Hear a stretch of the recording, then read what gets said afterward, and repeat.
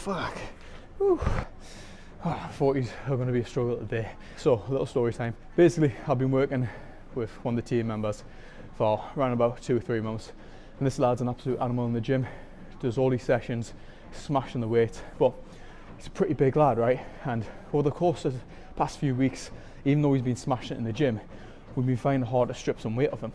So, when we came to this realization, we jumped on a call and we sat down and I asked him a few questions. Basically, questions went like this. First one is, where do you think you're doing well on the program? Always starting off with positive. Second one, where does he feel like he's been struggling the most in the program? And this is when we really started getting to the meat off the bone about where he's going wrong in the pro, about why he's not losing weight. Basically, what he said was he was getting really demotivated and feeling very down and beating himself up when he wasn't getting up and doing this morning routine that he planned out for himself. Obvious question after that was, well, what is this morning routine that you've got planned? And he listed off this big morning routine, very Patrick Bateman style, where he wanted to get up at 5, 6 o'clock in the morning. He wanted to go out for a walk for around about half an hour, 45 minutes, then get back and do half an hour of mobility and stretching. And when he said this, I was like, mate, just slow down. I think this is something that happens when people first start off with their fitness journey or going to the gym.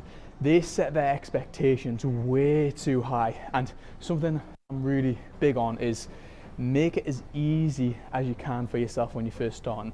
If you're starting out and you're expecting yourself to go to the gym, do mobility, go out for a walk all before you go to work in the morning, then it's just way too hard. I don't get up at 5 o'clock in the morning, do mobility, then go for a walk. Therefore, you shouldn't do it. What you end up doing is, asked him, what would you be able to take out of that routine to make it a little bit easier for yourself? And he said the mobility.